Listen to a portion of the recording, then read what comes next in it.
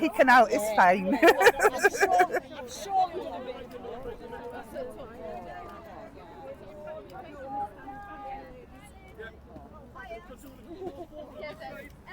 Anybody behind me that's shorter? Do you want to get in?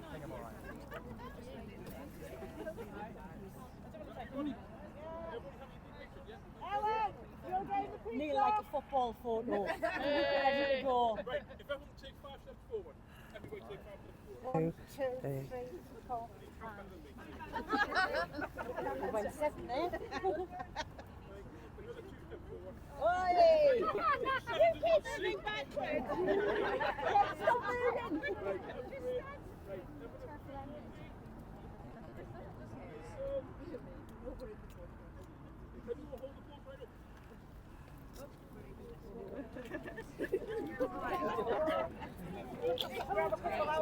None of our flags are in it. Hello, welcome to Sunderland, Houghtonleigh Spring. We's keys are these. Sorry, I had to just get that local joke in there. We are forever grateful to the wonderful work of 4 Women Scotland.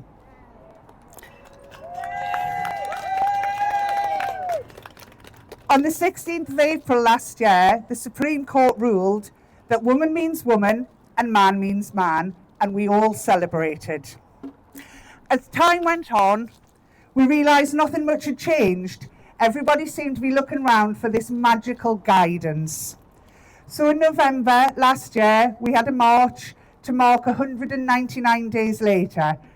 A march in London with speakers in Cardiff and Edinburgh too. Now here we are today, 1 whole year later, and still nothing much has changed. We've had nothing from the government. Yes, we have had some wins from the Darlington nurses and Sandy Peggy. But we should not have to go to court to get the government and employers to follow the law. So today we have a march in London, speakers here today, and in Edinburgh, Cardiff, Manchester and Plymouth. We also have solidarity from our international sisters. We had made links with them we'd made links with the women in Germany for their self-ID law that came out 2 years ago, and we kept the links going, and they are out at the British embassies in Berlin, Dusseldorf, Vienna and Paris. So it's really good to know, and they are going to stand with us the same way that we stood with them. Our first speaker today is Sally. She's a serial creator of women and lesbian spaces. Sorry, my hair. Most recently, she was involved in setting up Lesbian Persistence, which works to raise lesbian visibility socially, culturally and politically. Prior to that, she was the instigator at the lesbian intervention in the 4 Women Scotland case. Sally reached peak trans back in 1980. When she first came across a man in fishnet tights chairing a supposed lesbian organisation. She's been fighting for lesbian rights ever since. Please welcome Sally.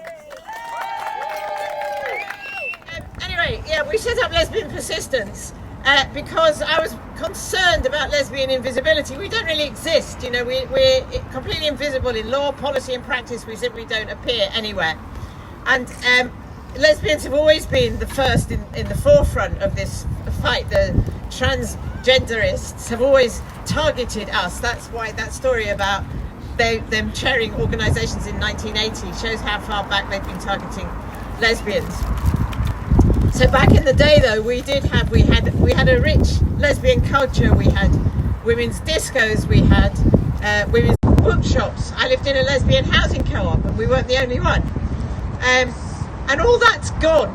Our entire culture has vanished with the rise of transgenderism, because all our events, all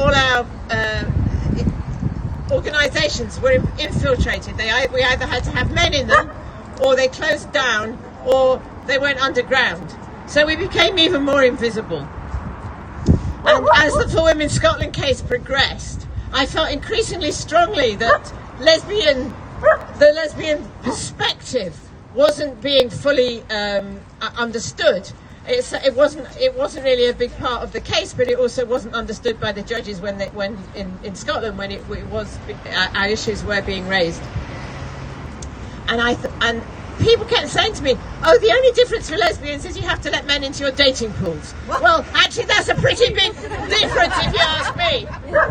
But it also wasn't the only difference, because the fight at that time was about, safe spaces for women, toilets, changing rooms, hospital wards, prisons.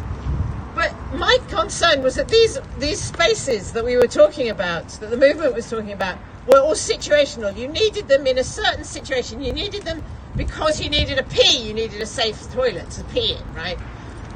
Whereas for lesbians, it wasn't about specific spaces, safe spaces. It was about existential space, our right to exist in the world as lesbians. My lesbian walking group wasn't a safe space in the sense that a changing room needed to be. We weren't getting naked. We weren't vulnerable women. We just wanted the right to exist as a lesbian-only walking group. And so I felt that it was really, really important for that perspective to be heard in the Supreme Court. And the only way to do that, I realised, was to set up a lesbian intervention. And thank goodness I did, because it was quite clear to anybody who's read the judgment or heard it being pronounced in court that the lesbian perspective was really, really important. In fact, some people have said that it was decisive. I knew that we had won during the hearing, when there was a moment when Lord Reid, who's the President of the Supreme Court, asked the Scottish Government barrister to confirm that a trans woman, as he called the men, a trans woman without a gender recognition certificate should be treated as a man, whereas a trans woman, the same trans woman in fact, a trans woman with a gender recognition certificate was to be treated as a woman and allowed into lesbian spaces. And the absurdity of it was just obviously too much for the judges. You could tell from their faces, you could tell from the way that they were talking about it, that they could never ever have reconciled that position. So I knew at that point, long before the judgment was out, I watched that exchange and I thought, we've won. And in fact, that turned out to be the case. And the lesbian argument was really, really strong and really, really important in winning the case. But since then, we've won this massive victory on paper. But as we've just heard, a lot of it hasn't been implemented in practice. And as before, it's lesbians that are still taking the brunt of it all. It's lesbians that we still can't have our events and our spaces. We still can't get venues. Sometimes we can. It's a bit better than it was, but it's not better enough. And a lot of that responsibility lies with the Scottish and the Westminster governments, because they're both doing their best to undermine the law. They stand there and go, "Oh yes, we agree with the judgment. Of course we abide by it." But then the Scottish government goes to court and argues that taking men out of women's prisons would interfere with their human rights, all the while that they're telling us that they agree with the judgment. So Bridget Phillipson has refused so far, after nearly 6 months, to publish the EHRC guidance, which we're told is so crucial. Of course, it doesn't make any difference. The law's the law, with the guidance or without the guidance. We don't need the guidance. It's just a screen that everybody's hiding behind. So we call on her and on the government to publish this guidance and jolly well get on with implementing the law as we now know it to be, as some of us always argued that it was. And in the meantime, lesbians are not going to stand by idly and be put upon by the government anymore. We're not going to remain invisible. We're organising and we will not be erased. Oh, brilliant. Thank you. Next up is still Tish. Tish is a mum of a trans-identifying son. She researches the medical and practical harms from practicing gender-affirming care. Please welcome Tish. I'm going to clip this on you as well, Kat. Can you hear me? Oh, sorry. Well, I put it on the scarf. Can you hear me? Yes, I do research the medical harms, but that's not what I'm going to talk about today, except for I will make one observation. I've got multiple sclerosis, but because I'm female, I've got the least mild form. I've got relapsing remitting. You wouldn't know. I have not been to the doctors in 10 years, and I'm absolutely fine. But now, because of the drugs that my son has now been taken for 5 years, my gay son, he has a genetic risk of multiple sclerosis from me, and the research indicates that the risk of him developing multiple sclerosis is now increased ×7. So I'll say that, but actually what I wanted to talk about today was the prisons, men in women's prisons. Now, I don't know if everybody knows the history, but there is a man called Christine Burns. He's a heterosexual father. He calls himself a mum, a grandmum, and a lesbian. And he wrote a book called Trans Britain. And in that book, he interviews various trans activists. Loads of them are working with the police, advising them on hate crime. And so I've covered all of those. But the one that I want to focus on was a trans-identified female, woman who thinks she's a man. And in the chapter in that book, she describes how one of the Scottish organisations strategised how to get men in women's prisons, because they knew that if they could successfully get men into women's prisons, they could then start pushing them in the NHS and in all our other spaces. Now, bearing in mind, women in prisons are some of the most vulnerable women in the country. So they deliberately decided to experiment on the most vulnerable women. Shame! Exactly, shame.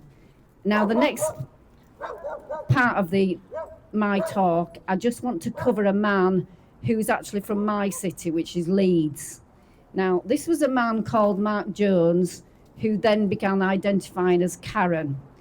He murdered his lover, also a man, and hid the body so that when that body was discovered, it was too difficult to determine the cause of death. So he got imprisoned for manslaughter. And eventually, he was released on bail to a female bail hostel. And he was now he was calling himself Karen. He'd also got a gender recognition certificate in 2006. So it's quite likely that he got that while he was in prison. Anyway, gets released to a female bail hostel. He goes out to a transvestite cross-dressing shop. And within 5 days, he's gone to that shop and he attempted to rape the female assistant. And it was a vile assault. He shoved a lemon in her mouth. The only reason it didn't count as rape was because he was taking hormones and he was unable to sustain an erection. So the judgment, it didn't constitute actual rape. But what the woman actually said about that assault was that she thought she was going to die. So this is only 5 days. He'd been released on licence, so he went back to prison. But soon enough, in 2009, he took the government to court because he said he should be in the female estate. And he had a penis, and he said at the time, oh, the law calls me a woman. I've got a gender recognition certificate, but I'm not woman enough to go in the female estate. And then he used the argument that in order to qualify to get the surgery, he needed to show that he'd been living as a woman, and therefore he needed to be with what was described as his peers.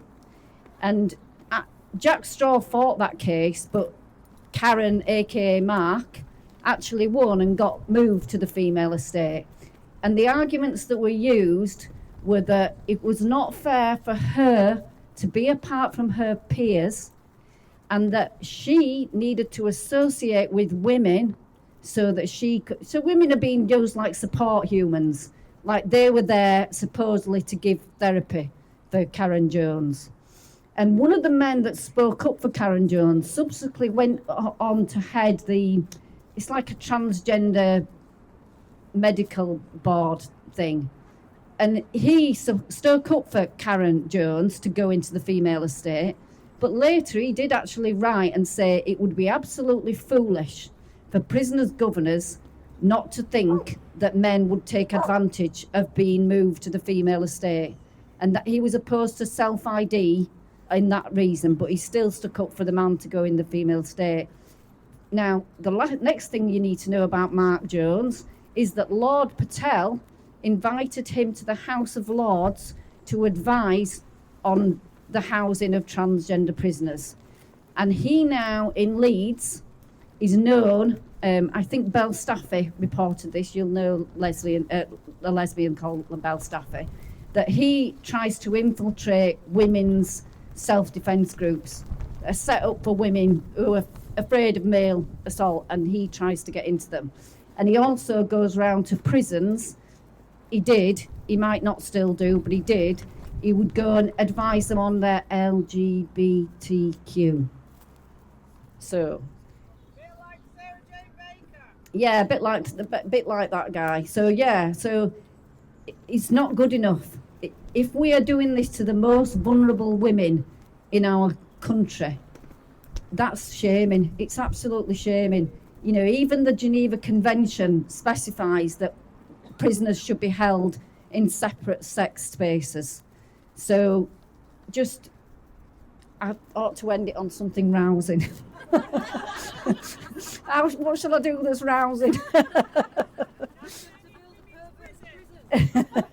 Yeah, build a pervert's prison. Yeah, get the men out of women's prisons. And I would just like to add one final thing as well, that my son would be very vulnerable in a male prison as a gay man.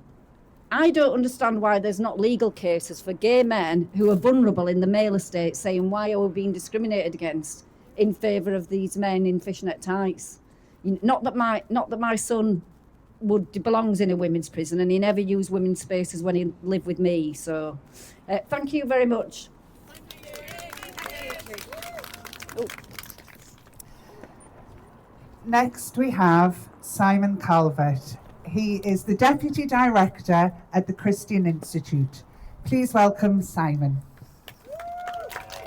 Yeah, I'm Simon, Deputy Director at Christian Institute based over in Newcastle, and I've been campaigning against transgender ideology since 2002.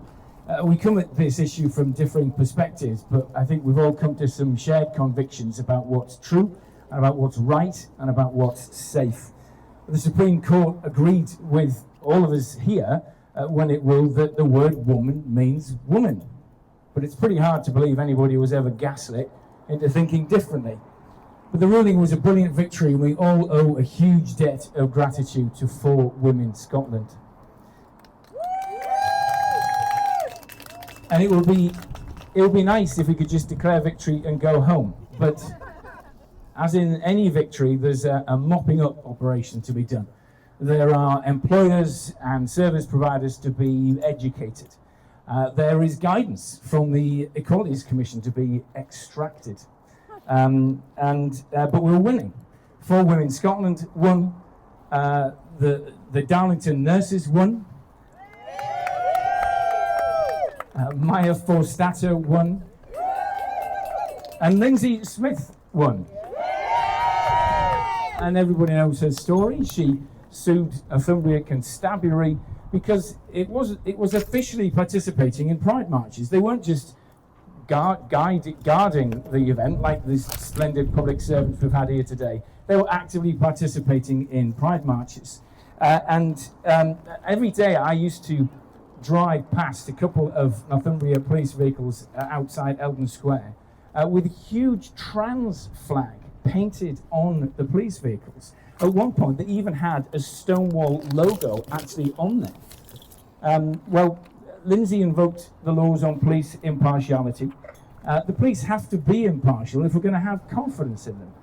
Imagine the scenario that at an event like this, a trans activist waving trans flags assaults someone. It's not beyond the bounds of possibility.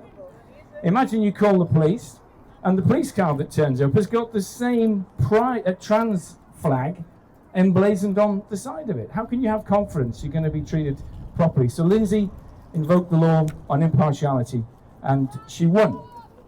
And at the Christian Institute, we are using the same lawyers, and we're applying the same legal principles to the civil service. And you're welcome. So we're applying the same principles to the civil service because, again, they've got to be impartial if you're going to have confidence in them.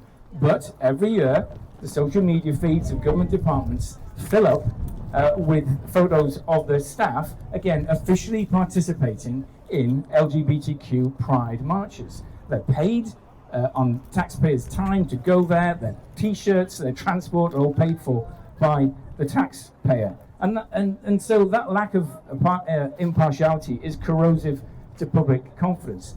I don't know, some of you will have had the same experience. I've gone to meetings about these issues with government officials, and they turn up to the meeting and they're wearing rainbow lanyards. So I have to assume that they've already prejudged anything that I'm going to say because they've literally turned up wearing the flag of the other team.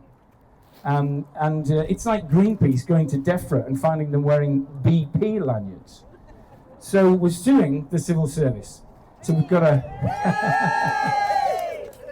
to wait to find out from the court whether that case is going to proceed. But I am convinced that one way or another, we're going to win that and join the other winners that we're celebrating today.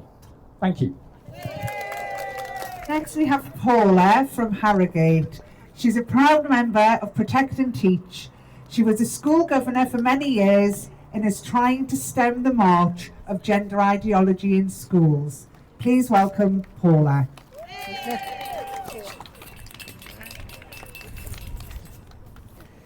Hello. I'd like to thank all the previous speakers who've been brilliant. So, anyway, happy 1 year later. At Protect and Teach, we've just hit our 2nd anniversary, and so much has happened in that short time. We are winning, but this issue is unlike anything that the world has seen before. Trans is very much like a cult, but instead of charming leaders, it has glittery rainbow organisation and authoritative support from all our institutions. It has lots of true believers, and we, apostates, are labelled as hateful bigots. The targeting of our children, the creation of the school to clinic pipeline, and the enabling it by people who should have known better are bigger evils than we've ever predicted. The internet has changed humanity in ways we're only beginning to understand and has clearly contributed to the growth of this ideology. But it's also helping us bring people back to reality. So many have become untethered from reality in the last decade, but there's been a huge shift in the other direction recently, especially since the Supreme Court judgment ruled in effect that trans women are men. The truth will always out, so thank you for Women in Scotland and everyone else helping to get the truth out. We want to see children taught the truth and kept safe from radicalisation into harmful beliefs. The new RSC guidance says gender identity must not be taught as fact. The new Keeping Children Safe in Education protects single-sex spaces, but predictably, neither of them go far enough yet. Until the government repeals the GRA, it is up to the rest of us, local authorities, schools, anybody working with children, to keep bringing people back to reality and prioritising proper safeguarding. And so, Bridget Phillipson, wherever you are, will do your job and bring the guidance forward. Next up we have Sarah. She has been a member of the WI for over 10 years. She's been trying to restore it to a single-sex organisation that focuses on women for the last 3 years. The WI has just celebrated its 110th birthday, and a lot of its founders were prominent suffragists. What started as posts on X has gathered momentum and is now a small group of women trying to take the ideology out of a women's education charity. Please welcome Sarah.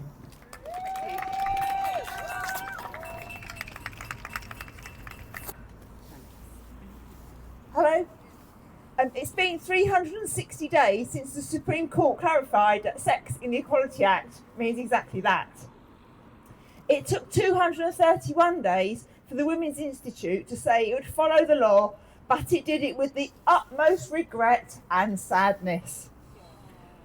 It took a further 119 days for the men to be shown the door, and in total 350 days before the Women's Institute stopped allowing men to be members.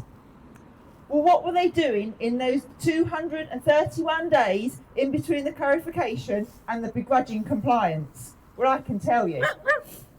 They've invented a new wheeze to circumvent the law by introducing sisterhood groups. These are unironically named and are mixed sex groups designed to appeal to the older AGP. There is a new all singing and dancing EDI policy, which tells us the WI's legal position is that being a woman is about biology and lived experience. Members are required to sign a form where they need to acknowledge and agree to follow all WI policies and the code of conduct. Not agreeing to this, according to the guidance, means that membership is denied. The EDI policy has 496 words on trans and non-binary inclusion, less than 35 words on sex as a protected characteristic, and 8 words for those who are gender critical and believe in reality. There's also a wonderful and not at all dictatorial and Orwellian code of conduct that states, if inappropriate or offensive language is used, this should be reported, with the aim of improving behaviours and mitigating the risk of inappropriate or offensive language being used again. Put into context with the EDI policy that says it is important to find out how a non-binary member wishes to be addressed, this is not at all an attempt to control member speech or thoughts. We as programme planners must ensure our speakers and demonstrators support and reflect the EDI policy. Yeah, good luck with that one. And there is also the social media code of conduct that says, we welcome feedback on our policies, omitting that they won't listen to feedback that doesn't fit their worldview and ignore the women who for over 3 years pointed out they were breaking the Equality Act. If you try and challenge them on social media, they maintain the right to remove posts that show untruths or misleading about the NFWI or our policies and procedures. So I say this to the WI. Start following your own sodding policies. It is untrue that trans women are women. They are men. The law is clear and simple. We must exclude any man to preserve our charitable status and rename the sisterhood groups to Misterhood, showing to their welcoming of any man, not just those in frocks. Thank you. Next is Latsort, a former internet skeptic who took the path of actual skepticism when the people who debunk Bigfoot for a living failed to debunk gender ideology as even more a fanciful lie. He's raised money for women and girls charities, doing wheelchair half marathons, and is currently training for one with the handbike. Please welcome Latsort.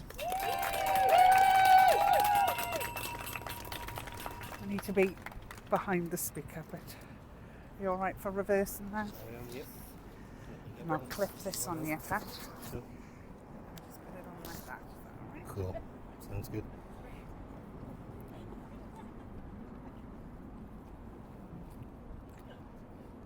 Hi everyone. Recently, Pure Gym, which is Britain's largest gym chain by membership, it's got about 2 million people who are members. Sorry, yeah. Got about 2 million members and about 500 locations around the world. They recently announced that they were going to obey the law by having single-sex spaces reserved for single-sex people. Sorry. So they agreed that sex means sex, which means that men would not be allowed in women's spaces. This is great news, right? We all wanted this. But it's a bit weird, right? We have a national gym chain which is reluctantly agreeing that it's going to obey the law. It's crazy, but we take those wins where we get them, and it's such a weird place that we are in where we take that as a win. And it's amazing to me that lawyers were needed to draw this conclusion that, well, men in dresses are men in dresses. But it's not entirely a win, because as well as providing single-sex spaces, they've also provided a gender-neutral space, which sounds great in itself. But all they've really done is put a different sign on the accessible changing rooms. Okay, so what we have here is changing rooms which are available for disabled people, for people who need them, which are now being given away to anybody who wants to use them. This is not just a case of men who say that they're women, or women who say that they're men, who get to use these spaces. It's everybody and anybody who wants to use this space now gets to use them, which makes it extremely difficult, of course, for disabled people who need to use those spaces. For example, if I were to, I'm pretty mobile. I'm get around very well, but it takes me 3 times longer to get ready in the morning to leave the house. It takes me 3 times longer to get to where I'm going to go, and 3 times longer to do whatever it is I'm going to do. So if I was going to go to the gym, say on a lunchtime, in my lunch hour, and it could not be guaranteed that it's likely that those spaces, the changing spaces, would be available to me because they're being used by other people, I couldn't go. It couldn't happen.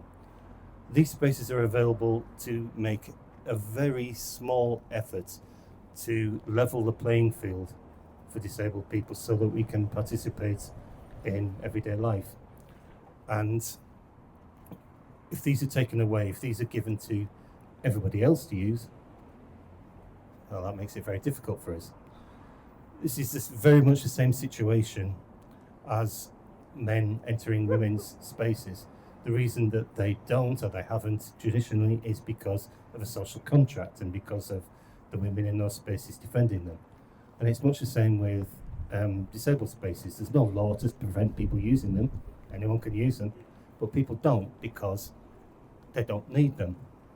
And there is a social pressure preventing them from not using those spaces. But if we allow anybody who doesn't feel comfortable in the space reserved for their sex to use them, that social contract's broken. And we are in a situation where anybody can use them, therefore everybody will use them. Who wouldn't, right? These are nice spacious spaces with a lock and a full door that nobody can see into, who wouldn't want to prefer to change in those spaces. And so people will, and it'll become the norm, and these will be taken away from people who actually need those spaces. But we've seen all along throughout all of this, people have said, if you don't want to use the space associated with your sex, you can use the disabled spaces, you can use the accessible spaces. Well, you can't. You can't, because we need them. And men in dresses don't need them. Women who say they're men don't need them. People who need them need them.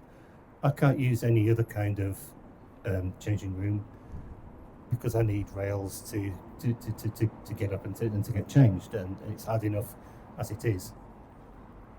So the idea that disabled people are the kind of default scapegoats we can just hand over disabled spaces to other people is a great worry. I've been trying to talk to disabled charities for years about this because it's an inevitable thing that's going to happen. They're not interested. they're all captured completely. And that nobody seems to be caring about the fact that we're going to lose these spaces and we're going to be seriously disadvantaged by them. By that. So my point is just that accessible spaces can't become the next category. We can't just you can't just push the problem onto disabled people. And it's happening, it's going to happen. That's it.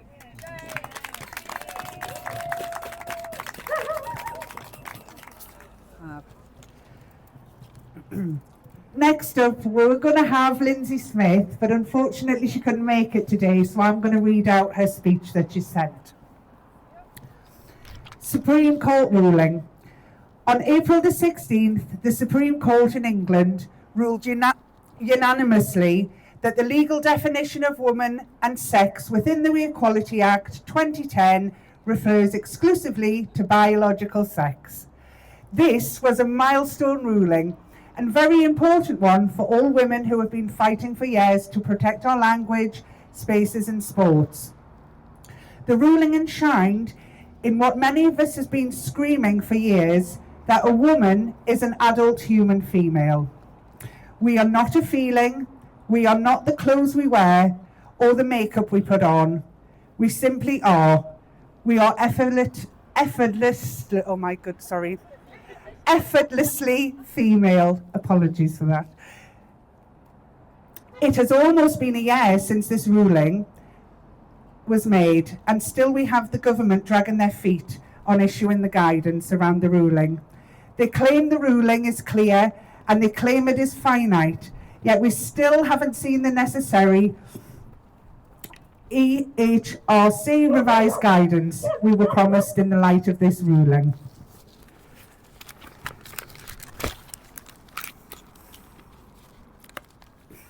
There is no reason to delay. The ruling is clear.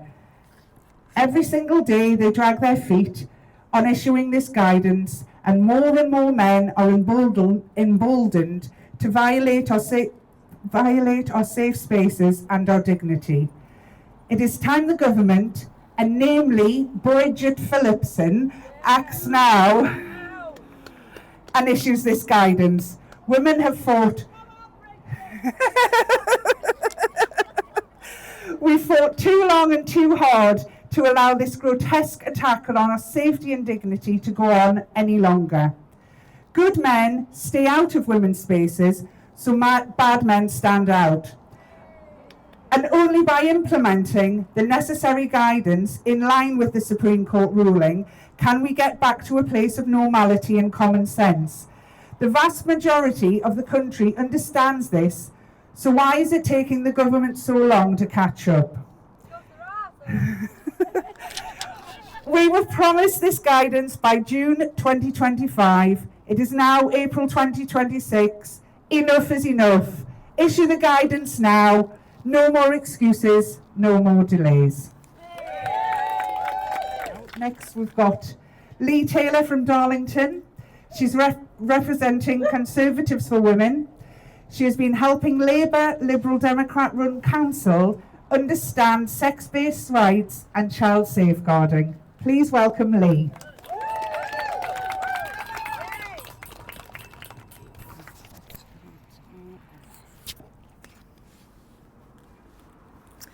Hello, Horton. Hello, Turfs. So I've come to say that we mustn't waste what 4 Women Scotland achieved for us. You don't have to wait for our Bridget, though. You just need to speak up. How do I know this? Because for years, I haven't really been helping. I've been badgering Darlington Borough Council, and lately the Tees Valley Mayor, Lord Houchin of High Leven, about sex-based rights and about safeguarding. My council, Darlington, seemed to have a woman problem. Some of you might recall Darlington's International Women's Day 2025. A lot of you were there. Some of you might recall what happened when the council workers tried to evict me and the other women from a venue because we dared to talk about women's rights. The Telegraph's crime editor even covered the debacle, saying, "Group that said no woman has a penis kicked out on Women's Day." That was page 9 in the Telegraph on the 10th of March, Monday the 10th of March 2025. So it was my work last month that put the women's dignity, privacy and safety in Darlington motion on the council agenda. With councillors Dalston and Walker, we asked for 3 simple things.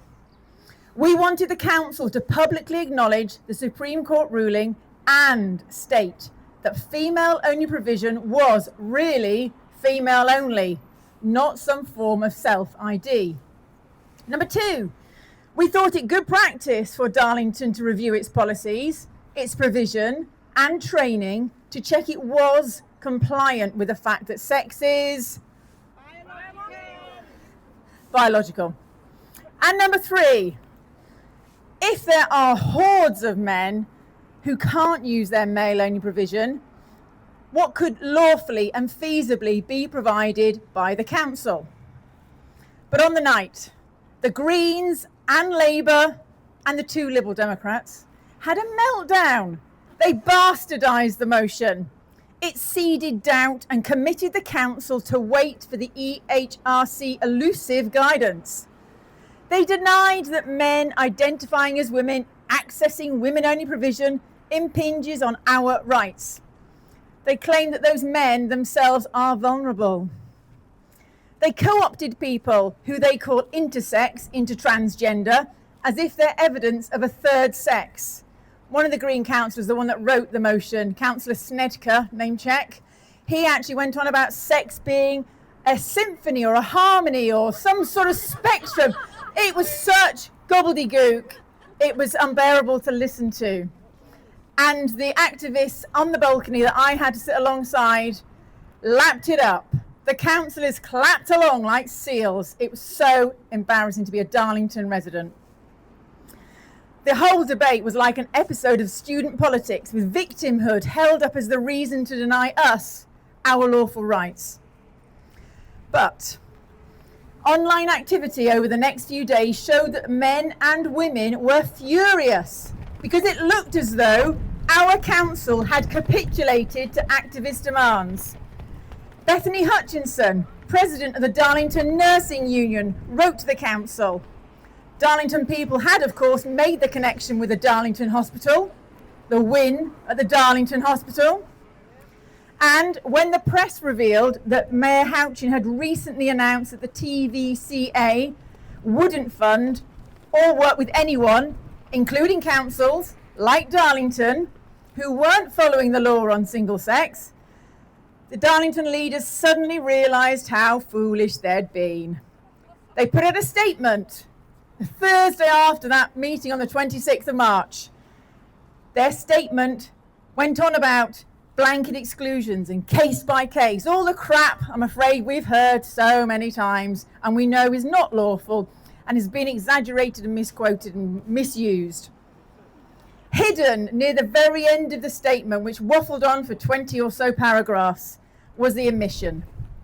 To be clear, the council is not changing how single-sex spaces are currently managed. That use is determined by biological sex. So if I can do it, so can you. This is your call to action. We don't have to wait for our Bridget. Go to your council meetings, find out when they are. I go every 2 months, I ask a question. There's so much to bloody ask about, it's ridiculous. Write to your councillors and your mayors. They're the ones who hold the purse strings. Ask them how they are implementing the Supreme Court ruling. And when the candidates for Hartlepool, Gateshead, Newcastle, Sunderland and Tyneside councils knock on your door, you know what to ask them. How are they, when they become councillors, going to implement the Supreme Court ruling immediately? Not fanning on, waiting for some code of practice. Many of those councillors will want to work with you. They just need people like you to show them what to do. They're generalists. They don't understand how the law works. They've got officers who tell them rubbish. They've got activists who speak in their ears, and they're very, very frightened of upsetting them. I saw that at the council meeting on the 26th of March. They were so frightened of the noisy rabble who had turned up. You just need to speak up. Don't wait for Bridget. Okay. Next is Liz Panton.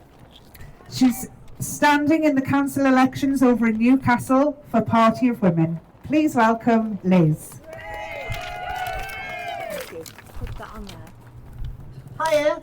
I'm supposed to be giving the Party of Women response to the Supreme Court judgment. So on Thursday night I wrote a song, and you've all been handed song sheets. So this is where we have audience participation. And the tune of this song is for all the Lindisfarne fans, Together Forever. Lindsay's going to hold the mic for me, and we'll go through it twice. So by the second time around, I hope you're all going to be singing very loudly to Bridget.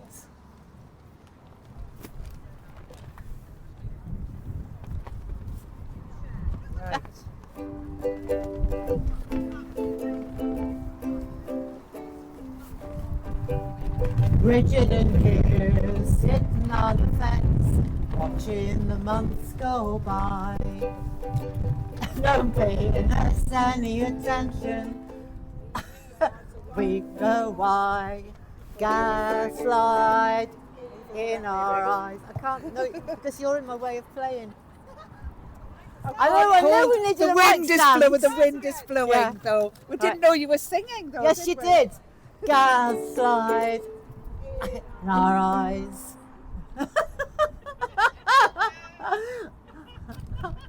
You talk the talk, but you're telling lies.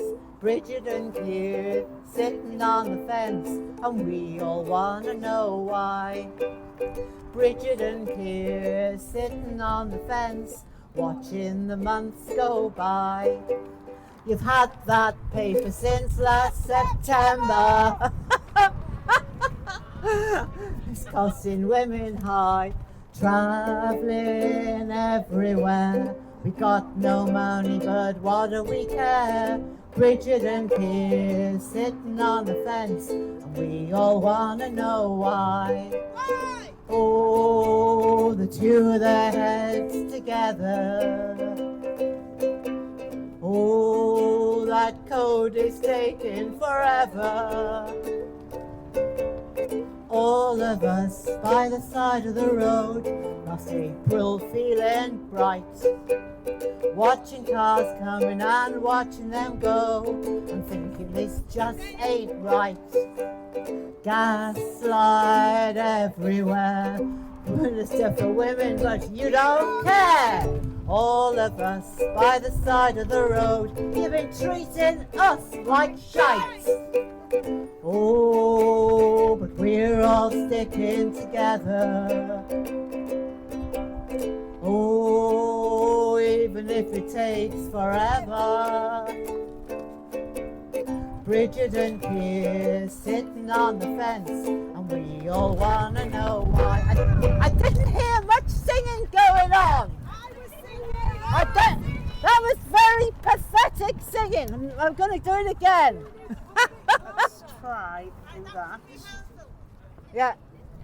Right, raise your voices.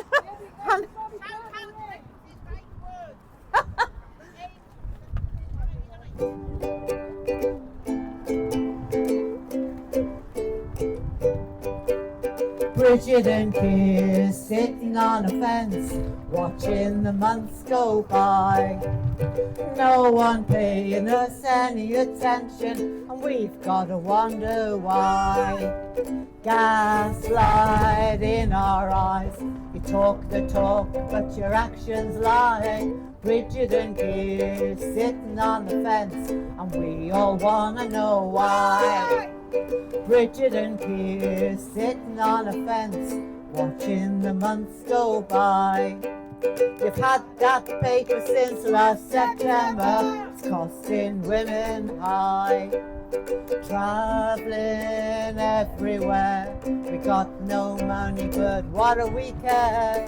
Bridget and Keir sitting on the fence, and we all wanna know why. Oh, the bus together. Oh, that code is taking forever. All of us by the side of the road, not April feeling bright, watching cars coming and watching them go, and thinking this just ain't right. Gaslight everywhere, Minister for Women, but you don't care. All of us by the side of the road, you've been treating us like shite. Oh, we're all sticking together. Oh, even if it takes forever. Bridget and Keir sitting on the fence, and we all wanna know why. Thank you. Fabulous. I just hate that. Has anybody seen Bridget? We've got a space for her here. We should be welcoming the local MP, Bridget Phillipson, now in this. Is a cardboard cutout coming? Bridget, are you here? Why are we waiting? Why are we waiting? Hi, Bridget. So nice of you to join us. When are you going to implement the Supreme Court ruling? She's sitting on a fence. with Kia on their fence, yes. As we thought, not very much to say apart from guidance. Let's be clear. That's all you really do say, isn't it, Bridget? Just get on with it. As she's not going to say very much, Bridget, we should introduce our final speaker. Virginia is from WRN. She's a WRN member, with a message from Sex Matters.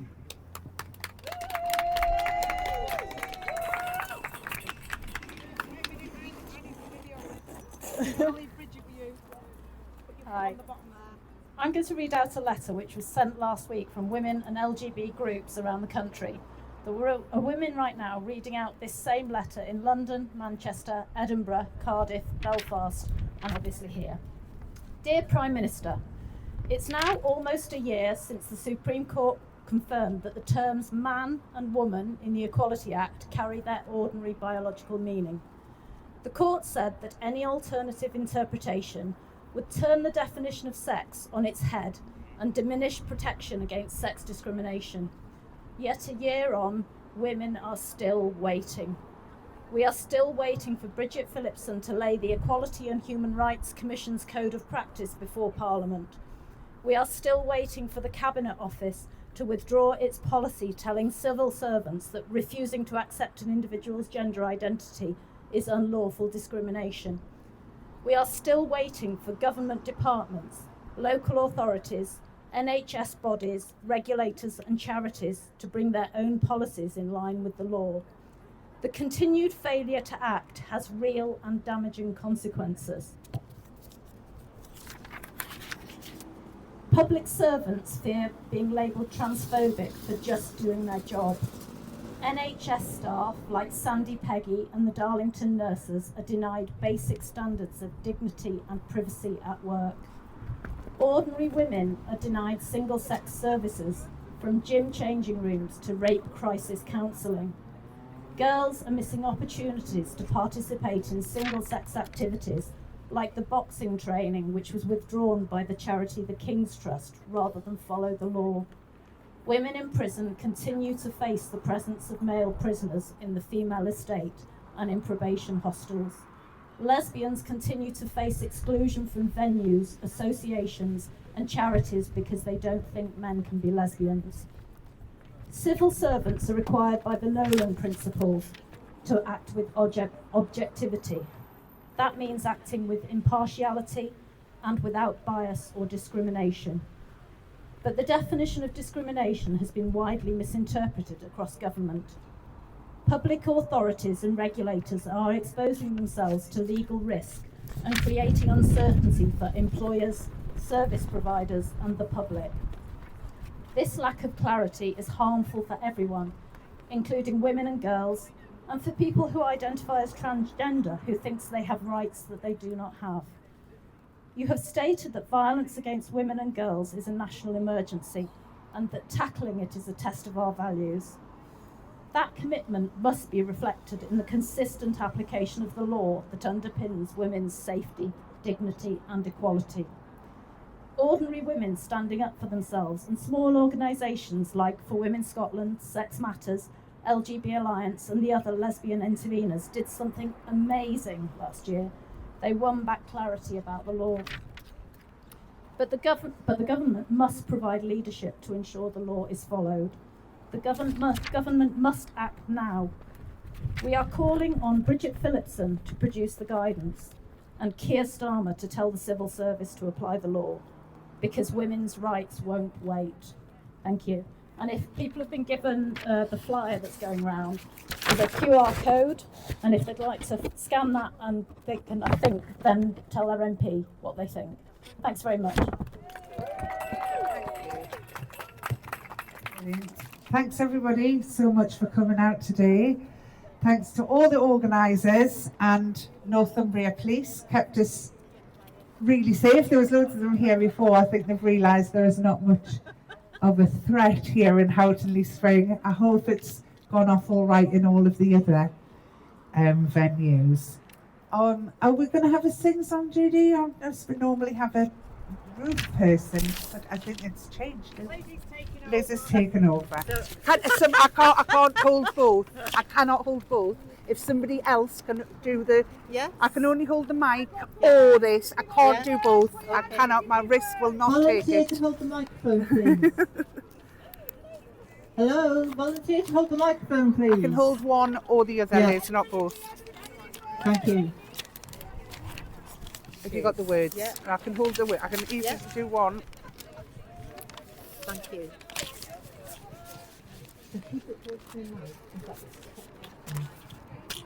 There, and that way's better. Lovely. I've now got a human microphone and a human music stand, which is great. Keep that up there, Moira.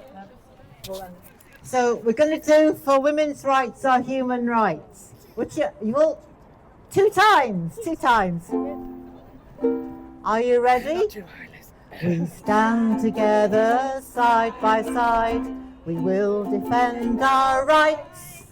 For stand together side by side. We'll not give up this fight.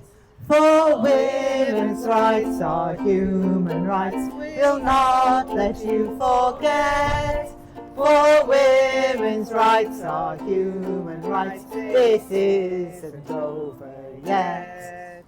Politicians and their friends, they think we can be cowed. Our minds and bodies we'll defend. Our no will ring out loud.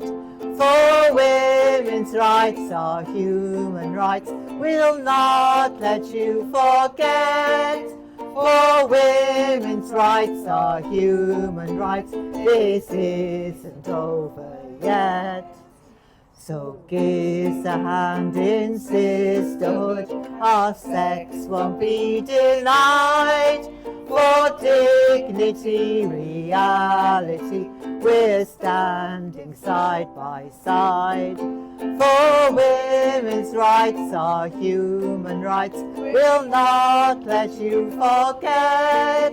For women's rights are human rights. This isn't over yet. And again. We stand together side by side. We will defend our rights. We stand together side by side. We'll not give up this fight. For women's rights are human rights, we'll not let you forget. For women's rights are human rights, this isn't over yet. Politicians and their friends may think we can be cowed. Our rights and bodies we'll defend. Our no will ring out loud. For women's rights are human rights, we'll not let you forget. For women's rights are human rights, this isn't over yet.